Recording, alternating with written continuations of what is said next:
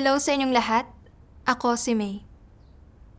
Ang bida sa ating kwento ngayon, si Liz, ay responsable sa gawain ng pangkalahatang usapin sa iglesia. Napansin niya ang isang brother na pabaya at irresponsable sa mga tungkulin nito at gusto niyang tukuyin at ilantad ang mga isyu nito. Pero nagpigil siya. Natatakot, natatawagin siya nitong mahigpit o sasabihin na may mababa siyang pagkatao. Sinubukan pa nga niyang lutasin ang issue sa pamamagitan ng pagpapagaan ng sitwasyon. Kalaunan, matapos basahin ang mga salita ng Diyos, naunawaan niya kung ano ang mabuting pagkatao at kung ano ang mababang pagkatao. Nakilala rin niya ang problema ng palaging pagprotekta sa sariling reputasyon at katayuan habang ginagawa ang tungkulin at ang mga kahihinatnan na maaaring idulot nito. Paano niya dinanas ito at nakamit ang ganitong pagkaunawa? Pakinggan natin ang kwento ni Liz. Responsable si Liz sa gawain ng mga pangkalahatang usapin sa iglesia. Kasi simula pa lang magsanay ni Roger at hindi pa siya pamilyar sa gawain ng mga pangkalahatang usapin, kaya matiyaga siyang tinuruan ni Liz tungkol dito. Pagkaraan ng ilang panahon, alam na ni Roger kung paano gawin ang mga pangunahing gampanin at nagsaayos si Liz ng ilang gawain para sa kanya. Lumipas ang ilang araw. Nang suriin ni Liz ang gawain ni Roger, natuklasan niyang hindi angkop ang pagkakapili sa ilan sa mga taong nangangalaga ng mga aklat at ang ilang baguhan ay hindi nabigyan agad ng mga aklat ng salita ng Diyos. Walang pagkaarok si Roger sa alinman sa mga sitwasyong ito. Nang malaman niya ito, naging seryoso ang tono ni Liz at tinanong niya si Roger kung bakit hindi nito nagawa ang mga gampaning ito. Sinabi ni Roger, "Pasensya na talaga. Nitong mga nakaraan, abala ako sa trabaho at hindi ko nasuri ang mga ito. May ilan naman akong sinubaybayan." Nagbigay si Roger ng lahat ng uri ng dahilan. Naramdaman ni Liz na nag-aalab ang galit sa kanyang kalooban at gusto niyang punahin ang mga problema ni Roger para makapagnilay ito sa kanyang saloobin sa paggawa ng kanyang tungkulin. Ngunit, nang sasabihin na niya, pinigilan niya ito. Naisip niya, kung pupungusan ko si Roger, iisipin kaya niyang masyado akong mahigpit? Kung mag-iiwan ako ng masamang impresyon sa kanya, gayong kasisimula ko palang makipagtulungan sa kanya, iisipin kaya niyang mahirap akong pakisamahan? Sa makatwid, binago ni Liz ang paraan ng kanyang pagsasalita at bahagyang umubo. Nagpilit ng ngiti sa kanyang mukha na noong una ay napakaseryoso. Sa malumanay na tono, sinabi niya kay Roger, "Brother, napakahalaga ng gawain ng mga pangkalahatang usapin. Kung maaantala ito, makaaapekto ito sa gawain ng iglesia. Sana maintindihan mo. Abala ka sa trabaho at naiintindihan ko ang iyong mga paghihirap. Sana gawin mo ang lahat ng iyong makakaya para magawa ng maayos ang mga gampaning itinalaga sa iyo. Kung abala ka, maaari mo akong sabihan at magagawa ko ito." May pagsisising sinabi ni Roger, "Sister, pasensya na. Problema ko ito. Magbabago ako." Pagkarinig sa mga salita ni Roger, medyo gumaan ang pakiramdam ni Liz. Naisip niya, mukhang ang malumanay na tono ay kaya ring lumutas ng mga problema. Ang ganitong paraan ng pagsasalita ay hindi lang nakatutulong na maiwasang mapahiya ang brother, kundi nararamdaman din niyang madali akong pakisamahan. Hindi ba't maganda iyon? Makalipas ang ilang araw, nalaman ni Liz na medyo hindi pa rin sineseryoso ni Roger ang kanyang mga tungkulin at Hindi niya talaga sinusubaybayan ang gawain. Gusto niyang pungusan si Roger, ngunit pagkatapos ay naisip niya. Ilang araw pa lang ang nakalipas, mula nang ituro ko ang mga problema niya. Kung pupunta ulit ako para makipagbahaginan sa kanya, iisipin kaya niyang nakakainis ako? Ano pa man ang mangyari, kailangan namin ng panahon para mapakalma ang tensyon. Kung talagang hindi ito uubra, ako na lang ang gagawa ng mga gampaning ito. Hindi hinanap ni Liz si Roger, kundi kusa niyang inako ang gawain. Mabilis na lumipas ang panahon at sa isang iglap, isang buwan na ang nakalipas. Isang araw, tinanong ni Liz si Sister Luna. Napakabagal kumilos ni Roger sa gawain kamakailan. Alam mo ba kung may nakaharap siyang anumang problema? Nanlulumong sinabi ni Luna. Nakipagbahaginan na ako kay Roger tungkol sa kanyang saloobin sa tungkulin. Pero palagi niyang sinasabing abala siya sa trabaho at wala siyang oras. Nang marinig niya ang balitang ito, may naramdaman si Liz na hindi maipaliwanag sa kanyang puso.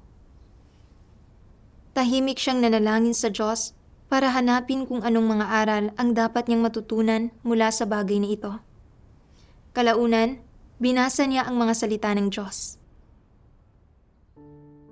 Ang mga walang pananampalataya ay namumuhay lahat ayon sa mga pilosopiya ni Satanas. Silang lahat ay mga mapagpalugod ng mga tao at hindi nila pinapasama ang loob ng sinuman. Narito ka na sa sambahayan ng Diyos, nabasa mo na ang salita ng Diyos, at nakinig ka na sa mga sermon ng sambahayan ng Diyos. Kaya bakit hindi mo maisagawa ang katotohanan? Bakit hindi ka makapagsalita mula sa puso at maging matapat na tao? Bakit lagi kang mapagpalugod ng mga tao? Pinoprotektahan lang ng mga mapagpalugod ng mga tao ang sarili nilang mga interes at hindi ang mga interes ng iglesia. Kapag may nakikita silang isang taong gumagawa ng masama at pumipinsala sa mga interes ng iglesia, hindi nila ito pinapansin. Mahilig silang maging mapagpalugod ng mga tao at ayaw nilang makapagpasama ng loob ng sinuman. Iresponsable ito at ang ganoong uri ng tao ay masyadong tuso at hindi mapagkakatiwalaan. Nang ikumpara niya ang sarili sa kalagayang inilantad ng mga salita ng Diyos, naunawaan ni Liz na ganoon din siya. Umaasa siya sa pilosopiya ni Satanas para sa mga makamundong pakikitungo sa lahat ng bagay. Pinoprotektahan ang kanyang mga interpersonal na relasyon para magmukha siyang mabuting tao sa mata ng iba. Nakita niyang inantala ni Roger ang gawain at gusto niyang ituro ang mga problema nito. Ngunit natatakot siyang magkaroon ng negatibong palagay sa kanya si Roger at hindi magiging maganda ang impresyon sa kanya sa puso nito. Kaya hindi niya itinuro ang mga problema nito o tinulungan ito. Bilang isang supervisor, dapat niyang protektahan ayon sa nararapat ang gawain ng iglesia. Ngunit nauwi siyang pinoprotektahan ang kanyang magandang imahe sa puso nito at hindi tinupad ang mga responsibilidad na dapat sana niyang tinupad. Wala siyang kahit katiting na pagpapahalaga sa katarungan. Paulit-ulit na pinagnilayan ni Liz sa kanyang isipan ang sinabi ng Diyos. Ang ganoong uri ng tao ay masyadong tuso at hindi mapagkakatiwalaan. Nakaramdam siya ng kirot na tumagos sa kanyang puso. Sa buong panahon pala, lahat ng kanyang ginawa at lahat ng kanyang kilos ay kinasusuklaman sa mga mata ng Diyos. Sa makatwid, nagsimulang magnilay si Liz sa kanyang sarili. Bakit hindi niya mapigilang subukang protektahan ang kanyang magandang imahe sa puso ng ibang tao? Anong mga kaisipan ang kumukontrol dito? Sa kanyang mga pagninilay, nabasa ni Liz ang isang sipi ng mga salita ng Diyos. Kinokondisyon ng pamilya ang mga tao gamit ang hindi lamang isa o dalawang kasabihan, kundi napakaraming sikat na kasabihan at salawikain. Halimbawa, madalas bang binabanggit ng mga nakatatanda sa iyong pamilya at ng iyong mga magulang ang kasabihang, iniiwan ng tao ang kanyang pangalan saan man siya maglagi, tulad ng pagputak ng gansa saan man ito lumipad? Oo. Sinasabi nila sa iyo, dapat mamuhay ang mga tao para sa kapakanan ng kanilang reputasyon. Wala nang iba pang dapat hangarin ang mga tao sa kanilang buhay, maliban sa bumuo ng magandang reputasyon at mag-iwan ng magandang impresyon sa isipan ng iba. Sino man ang kausapin mo, magsabi ka sa kanila ng mga salitang magandang pakinggan. Magsabi ka lang ng mga salita ng pambobola at kabaitan at huwag pasamain ang kanilang loob. Sa halip, gumawa ka ng mas maraming kabutihan.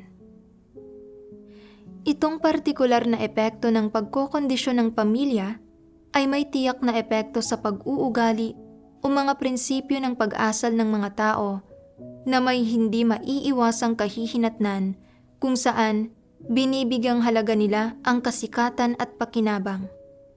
Ibig sabihin, binibigyang halaga nila ang kanilang sariling reputasyon, katanyagan, ang impresyong nililikha nila sa isipan ng mga tao, at ang ebalwasyon ng iba sa lahat ng kanilang ginagawa at bawat opinyon na kanilang ipinapahayag. Lubos na pinahahalagahan ng mga tao ang kasikatan at pakinabang, kaya ang mga salita ng mga sikat na kasabihang iyon at mga prinsipyo sa pakikitungo sa mga bagay-bagay sa tradisyonal na kultura ay nagkakaroon ng nangingibabaw na posisyon sa kanilang puso, tuluyan pang ang sumasakop sa kanila. Nang hindi namamalayan, itinuturing na nilang hindi mahalaga kung ginagawa ba nila ang kanilang tungkulin alinsunod sa katotohanan at mga prinsipyo, at maaari pa nga nilang talikuran ng lubusan ang gayong mga pagsasaalang-alang. Sa kanilang puso, ang mga satanikong pilosopiyang iyon at mga sikat na kasabihan ng tradisyonal na kultura, tulad ng iniiwan ng tao ang kanyang pangalan saan man siya maglagi, tulad ng pagputak ng gansa saan man ito lumipad, ay nagiging napakahalaga.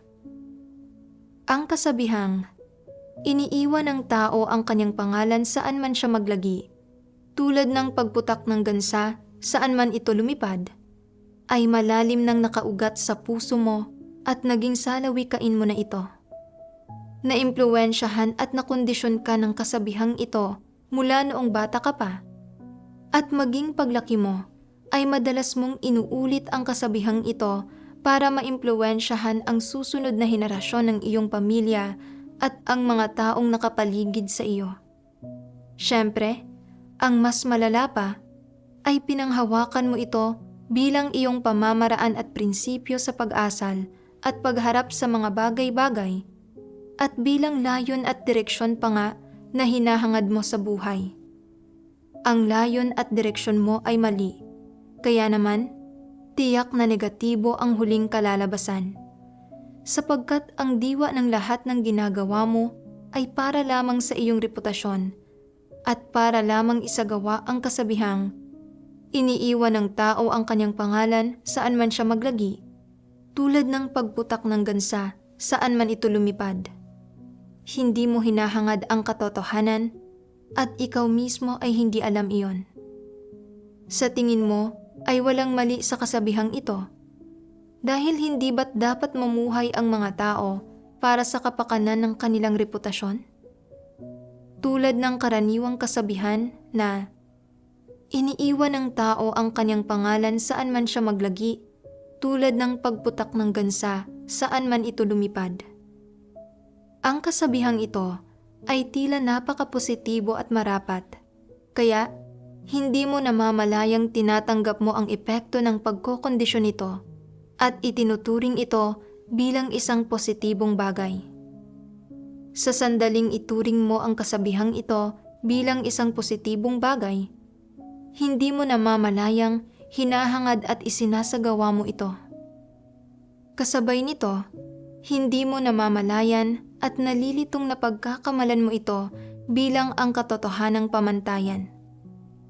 Kapag itinuring mo ito bilang isang katotohanang pamantayan, hindi ka na nakikinig sa sinasabi ng Diyos at hindi mo na rin nauunawaan ito. Pikit mata mong isinasagawa ang salawikaing ito. Iniiwan ng tao ang kanyang pangalan saan man siya maglagi, tulad ng pagputak ng gansa saan man ito lumipad, at kumikilos ka alinsunod dito, at sa huli, ang nakukuha mo roon ay isang magandang reputasyon. Nakamit mo ang nais mong makamit, ngunit sa paggawa nito ay nalabag at natalikuran mo ang katotohanan at nawalan ka ng pagkakataong maligtas. Ipagpalagay na ito ang huling kalalabasan. Dapat mong bitiwan at talikuran ang ideya na iniiwan ng tao ang kanyang pangalan saan man siya maglagi, tulad ng pagputak ng gansa saan man ito lumipad, na ikinondisyon sa iyo ng iyong pamilya. Hindi ito isang bagay na dapat mong panghawakan, ni hindi ito isang kasabihan o ideya na dapat mong pag-ukulan ng panghabang buhay na pagsisikap at lakas sa pagsasagawa. Ang ideya at pananaw na ito na ikinikintal at ikinokondisyon sa iyo ay mali, kaya dapat lang nabitiwan mo ito. Ang dahilan kung bakit dapat mo itong bitiwan ay hindi lamang sa hindi ito ang katotohanan, kundi dahil ililigaw ka nito at sa huli ay hahantong sa iyong pagkawasak, kaya't napakaseryoso ng mga kahihinatnan. Para sa iyo, hindi ito isang simpleng kasabihan lamang, kundi isang cancer, isang pamamalakad at pamamaraan na nagtitiwali sa mga tao. Dahil sa mga salita ng Diyos, sa lahat ng hinihingi niya sa mga tao, hindi kailanman hiniling ng Diyos sa mga tao na maghangad ng isang magandang reputasyon o maghangad ng katanyagan o gumawa ng magandang impresyon sa mga tao o magtamo ng pagsang-ayon sa mga tao o kumuha ng pahintulot mula sa mga tao.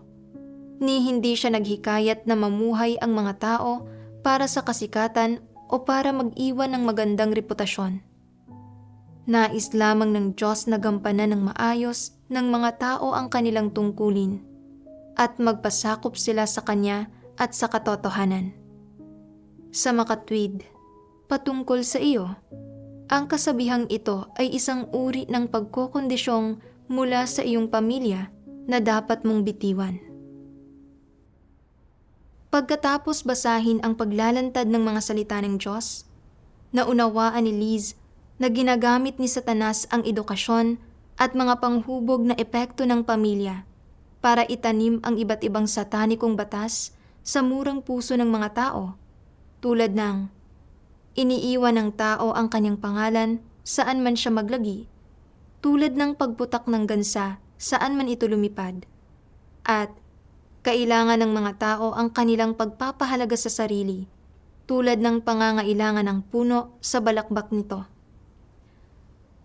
Ang mga satanikong laso na ito ay pumasok na sa dugo at buto ng mga tao, nagiging ang kalikasan mismo ng mga tao.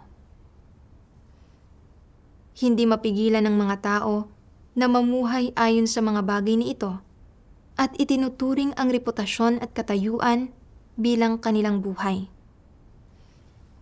Nagnilay si Liz na mula pa sa murang edad, palagi na niyang inaalala ang kanyang imahe sa isipan ng iba. Para makuha ang papuri mula sa kanyang mga magulang at sa mga tao sa paligid niya, mas masunurin siya kaysa sa alinman sa ibang mga bata at madalas siyang tumutulong sa kanyang mga magulang sa mga gawaing bahay. Gumagawa pa nga siya ng mga gawain para sa kanyang mga kapitbahay. Kapag nakikipaglaro siya sa kanyang mga kaibigan, hindi siya kailanman nakikipag-away at pinupuri siya ng kanyang mga magulang at ng mga tao sa nayon sa pagiging isang batang may pangunawa.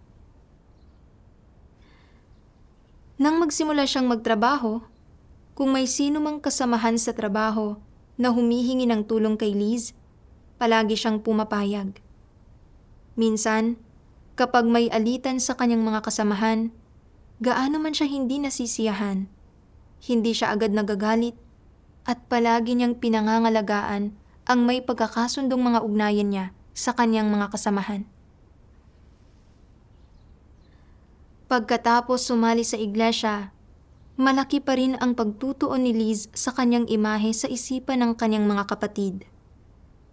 Nang makita niyang may ilang taong hindi gumagawa ng kanilang tungkulin ayon sa mga prinsipyo o nagiging pabaya, kahit na malinaw na gusto niyang ituro ito at pungusan sila, isinaalang-alang niya ang opinyong maaaring mayroon sila tungkol sa kanya at pinili niyang payuhan sila ng mga salitang magandang pakinggan para protektahan ang kanyang mga relasyon sa kanila. Kunin nating halimbawa ang ugnayan niya kay Roger. Nang makita niyang namumuhay ito sa mga pagkakagapos ng laman at tinatrato nito ang tungkulin nito nang may pabayang saloobin at inaantala ang gawain, itinuro niya dapat ang mga problema ni Roger at nakipagbahaginan dito tungkol sa kalikasan at mga kahihinatnan ng pagtrato nito sa tungkulin nito sa ganitong paraan. Gayunpaman, natatakot siyang magkakaroon si Roger ng masamang palagay sa kanya at sasabihing hindi siya maunawain. Kaya, sinubukan niyang payuhan ito ng malumanay gamit ang mga salitang magandang pakinggan. Inako pa nga niya ang trabahong dapat sana ay ginawa ni Roger at siya na mismo ang gumawa nito. Dahil si Roger ay hindi tunay na nagnilay o nakaunawa sa kanyang sarili, hindi nagbago ang kanyang saloobin sa kanyang tungkulin. Hindi lamang nito hinadlangan ang kanyang buhay pagpasok, kundi naantala rin ang gawain ng iglesia. Nang maunawaan ito ni Liz, naramdaman niya na siya ay lubhang kasuklam-suklam at buktot.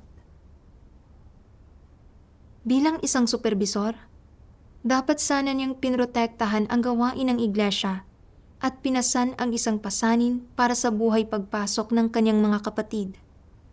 Sa halip, ang tanging ginawa niya ay protektahan ang sarili niyang reputasyon at katayuan.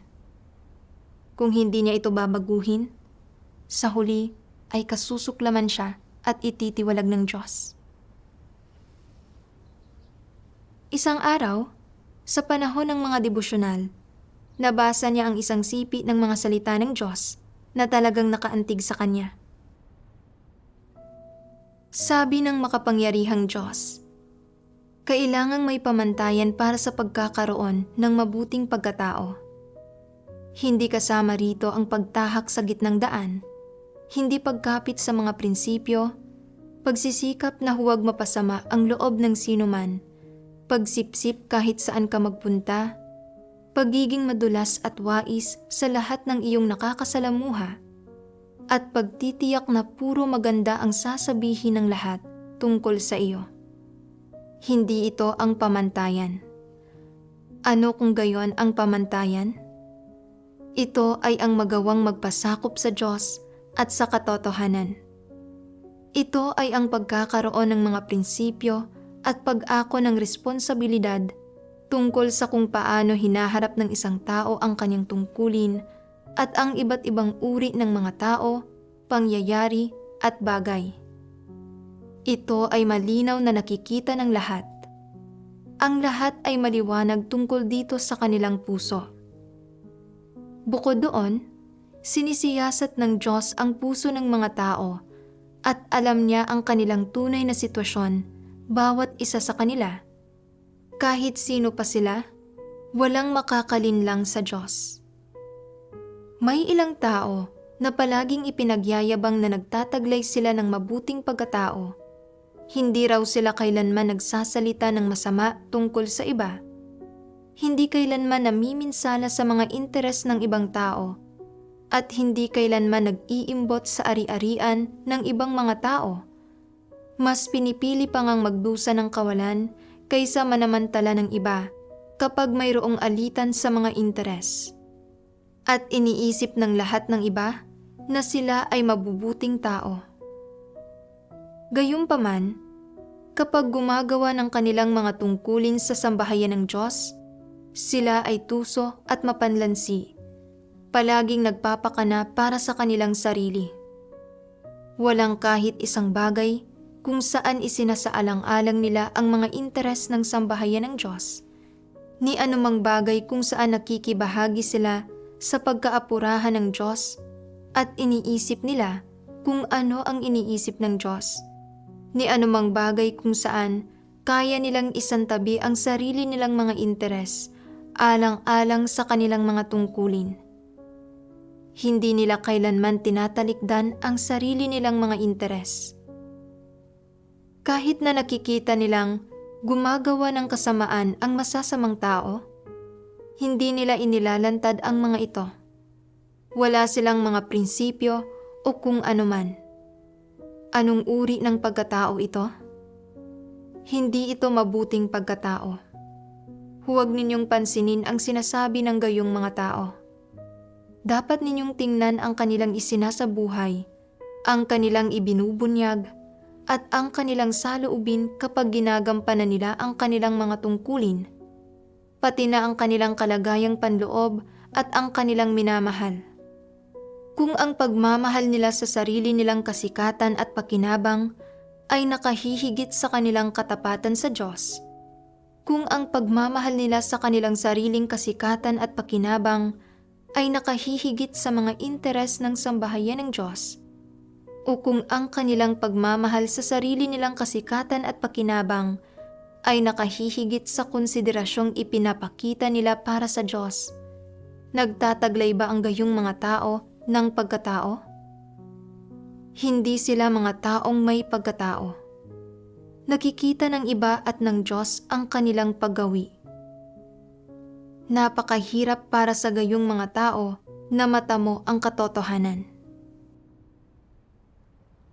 Pagkatapos basahin ang mga salita ng Diyos, naunawaan ni Liz na ang tunay na mabuting pagkatao ay hindi lamang mabuting asal sa panlabas o ang kilalanin at purihin bilang isang mabuting tao ng iba. Sa halip, ito ay ang pagiging kaisa ng Diyos sa isipan, pagiging mapagpasakop sa Diyos, pagiging tapat sa iyong tungkulin, nagagawang protektahan ang gawain ng iglesia, agarang paglalantad at pagpigil sa masasamang tao kapag nakikita mo silang gumagawa ng masama, at kapag nakikita mong ang mga kapatid ay gumagawa ng mga bagay na lumalabag sa mga prinsipyo o kumikilos ayon sa mga tiwaling disposisyon at pumipinsala sa mga interes ng iglesia. Kakayahang makipagbahaginan ng may pagmamahal at tulungan sila o pungusan sila kung malubha ang kalikasan ng kanilang mga kilos, nang sa gayon ay matuto silang kumilos ng may mga prinsipyo. Ito ang pagkakaroon ng tunay na mabuting pagkatao.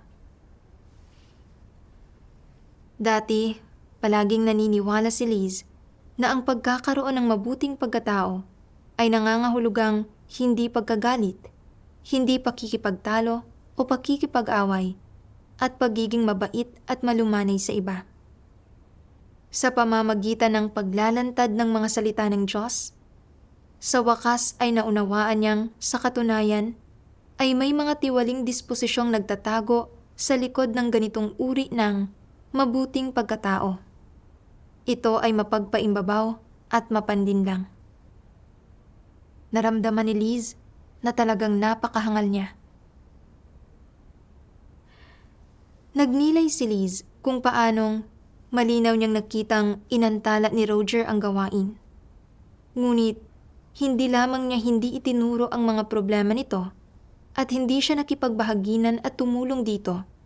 Nagsabi pa nga siya ng ilang salita ng panghihikayat na hindi talaga taos sa kanyang puso. Ginawa niya ang lahat ng ito para protektahan ang kanyang magandang imahe sa isipan ng iba. Nakita niyang talagang hindi siya isang taong may mabuting pagkatao. Nagkaroon si Liz ng kaunting pagkaunawa sa kanyang mga problema mula sa mga salita ng Diyos at nagkaroon ng determinasyong isagawa ang katotohanan. Sa pagkakataong ito, kailangan niyang hanapin agad si Roger at ituro ang mga problema nito. Kung pagkatapos niyang makipagbahaginan dito ay hindi nito tinanggap at hindi ito nagsisi, kung gayon, ayon sa mga prinsipyo, ay dapat baguhin ang pagkakatalaga ng tungkulin nito.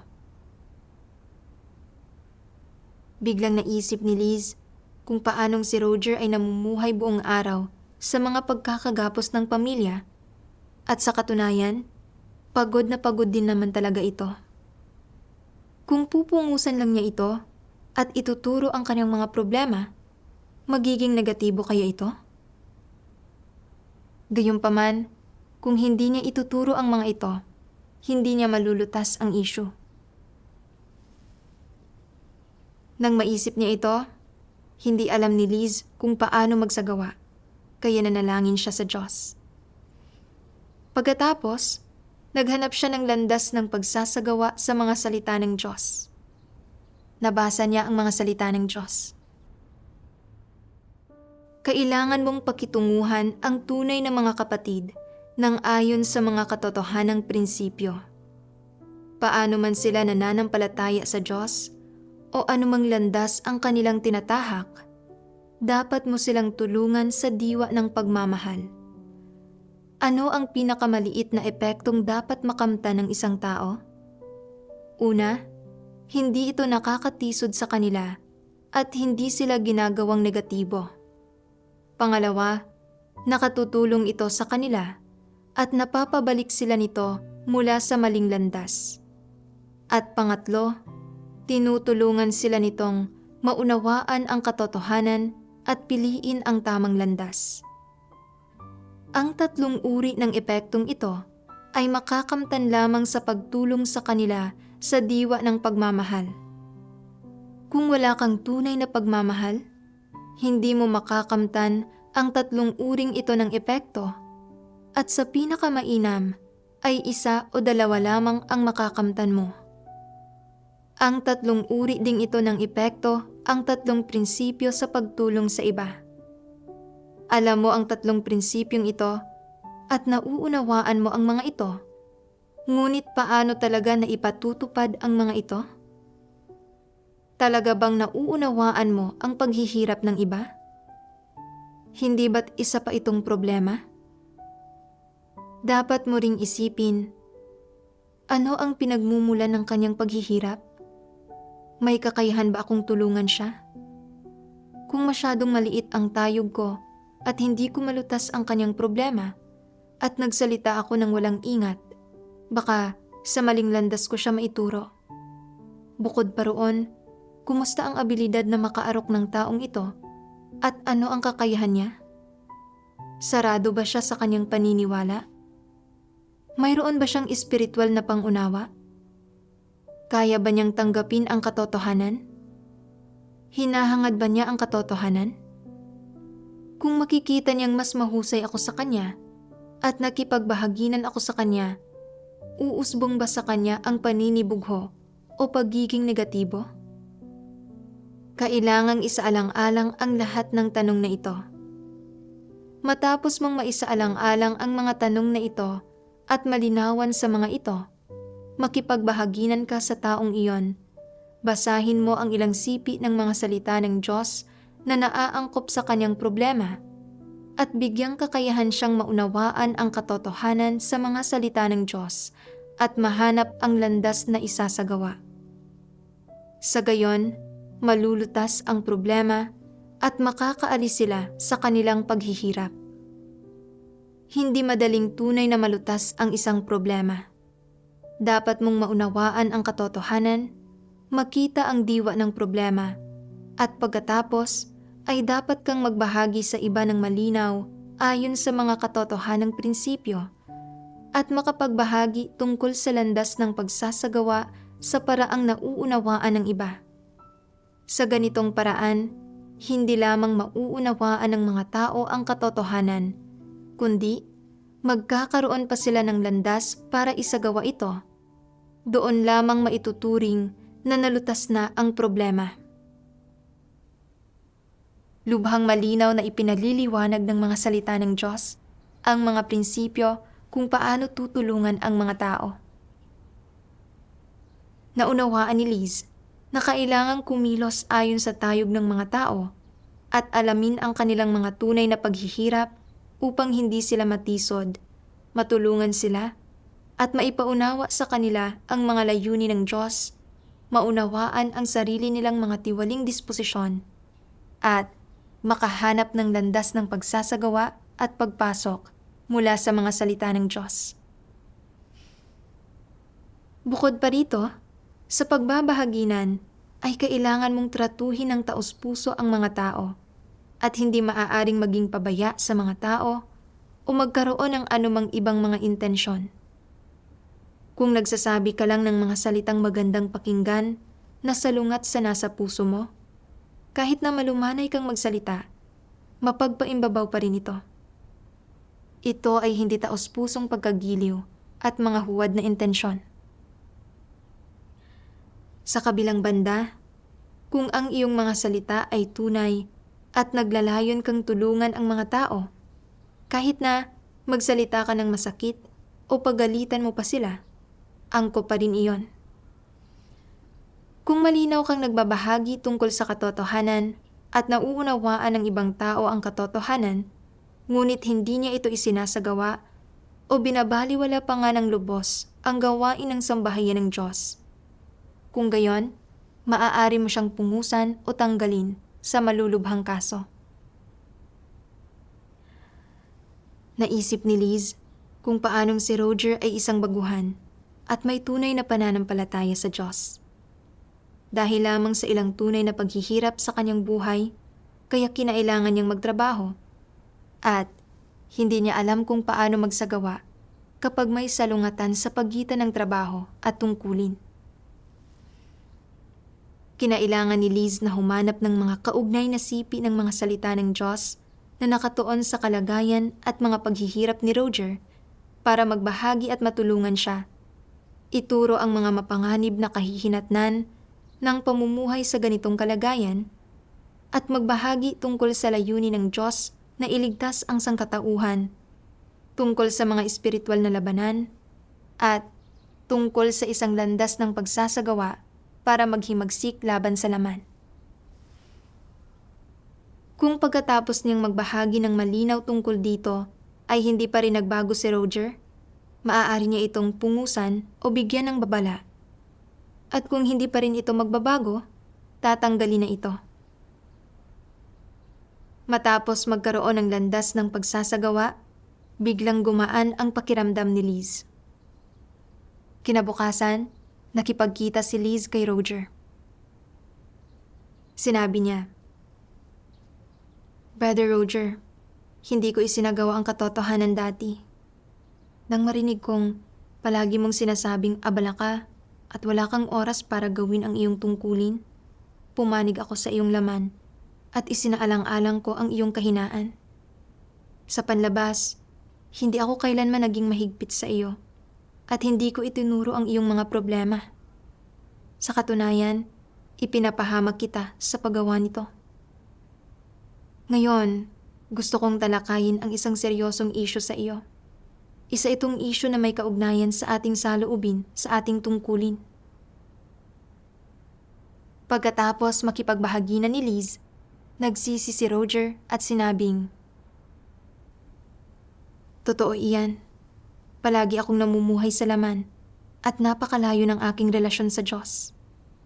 Noong masama ang kalagayan ko, naramdaman ko pa ngang ang paggawa ng tungkulin ko ay isang pagkakagapos.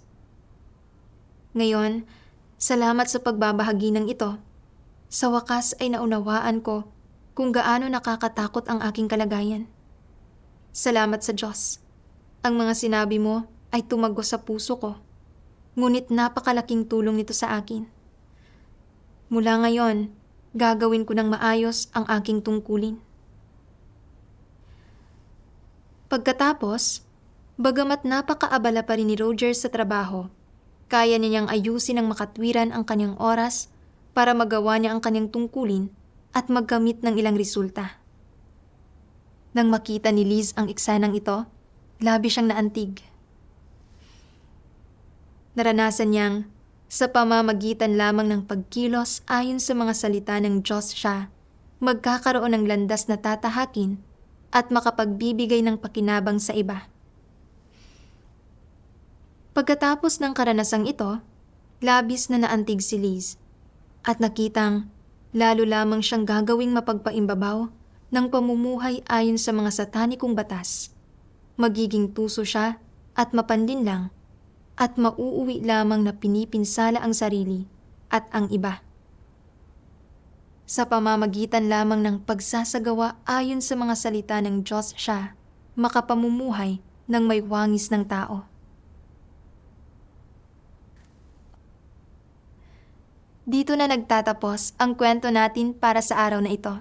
Salamat sa panonood at magkita-kita tayo sa susunod.